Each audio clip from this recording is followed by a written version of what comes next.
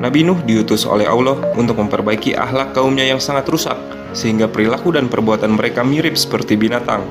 Hal ini disebabkan karena mereka tidak mau patuh terhadap ajaran agama. Pada awalnya, Nabi Nuh disukai kaumnya dikarenakan budi pekerti yang baik. Ia sangat peduli terhadap orang fakir miskin. Namun setelah Nabi Nuh mulai mengajak kaumnya untuk menyembah kepada Allah dan meninggalkan menyembah berhala, karena berhala tersebut tidak bisa berbuat apa-apa. Wahai kaumku, kembalilah kalian ke jalan yang lurus. Sembahlah Allah, karena Allah Tuhan yang patut disembah. Mohon ampunlah kepadanya, niscaya Allah akan memberikan rizki yang berlimpah, ucap Nabi Nuh. Para pemuka kaum tidak senang terhadap ucapan Nabi Nuh.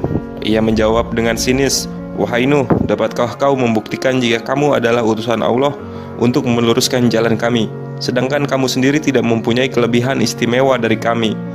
Setelah berbicara seperti itu, mereka meninggalkan Nabi Nuh. Nabi Nuh sedih atas keingkaran kaumnya. Tidak hanya itu, ia pun menangis karena istri dan anaknya Kan'an tidak mau beriman kepada Allah. "Wahai ayah, janganlah engkau melarang kami untuk menyembah berhala-berhala itu, karena berhala-berhala itu mendatangkan rezeki kepada kami," ucap Kan'an. Nabi Nuh menjawab perkataan anaknya, "Wahai anakku, engkau salah. Berhala-berhala itu tidak bisa mendatangkan rezeki kepada kalian. Allah yang memberikan rezeki kepada kita semua. Oleh karena itu, Allah Tuhan yang harus kita sembah." Istri Nabi Nuh berkata, "Sudahlah Kan'an, jangan dengarkan perkataan bapakmu yang sudah mulai pikun." Kan'an bersama ibunya meninggalkan Nabi Nuh. Nabi Nuh hanya bisa berdoa kepada Allah, semoga Allah memberikan hidayah kepada istri dan anaknya. Semakin hari perbuatan kaum Nabi Nuh sewenang-wenang. Mereka menganggap dengan kekayaan yang dimiliki bisa berbuat suka hati.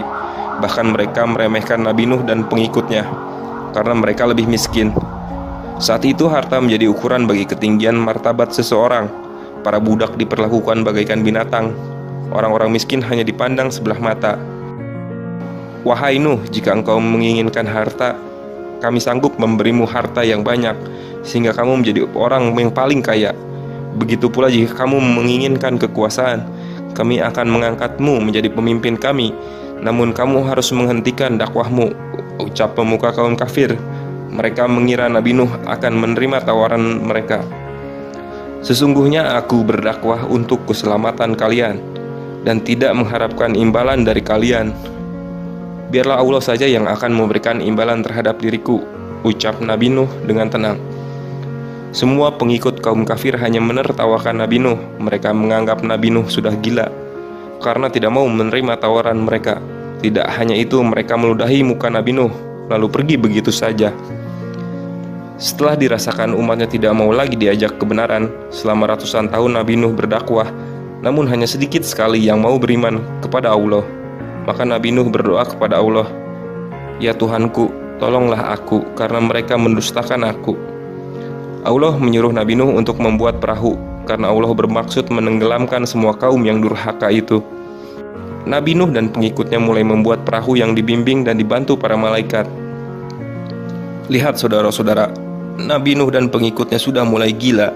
Dia membuat perahu di gunung. Hendak di manakah dia ingin berlayar? Sedangkan bukan musim penghujan, ujar seorang pemuka kaum kafir yang melihat kegiatan Nabi Nuh.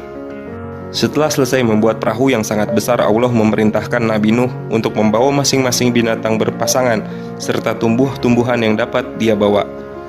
Setelah Nabi Nuh dan semua pengikutnya di dalam kapal, berhembuslah angin topan yang sangat dahsyat. Hujan turun dengan lebat dan bumi memancarkan air dari segenap penjuru. Tidak berhenti selama beberapa hari, sehingga air pun bertambah tinggi dan bumi berubah menjadi lautan yang sangat luas.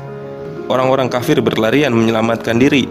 Mereka mencari daratan yang lebih tinggi, namun air tetap mengejarnya. Nabi Nuh melihat anaknya Kan'an yang hampir tenggelam. Maka Nabi Nuh memanggilnya, "Wahai anakku, naiklah ke kapal bersama kami. Jangan kau menjadi orang kafir yang ingkar kepada Allah." Kan'an tidak menghiraukan ajakan ayahnya. Ia terus berlari menuju puncak pegunungan, namun air bah segera menenggelamkannya. Setelah semua orang kafir tenggelam, Allah memerintahkan langit untuk berhenti menurunkan hujannya dan menyuruh bumi untuk menelan kembali airnya. Maka surutlah banjir itu. Kapal Nabi Nuh terdampar di gunung Judi. Orang-orang yang bersyukur kepada Allah karena telah menyelamatkan mereka.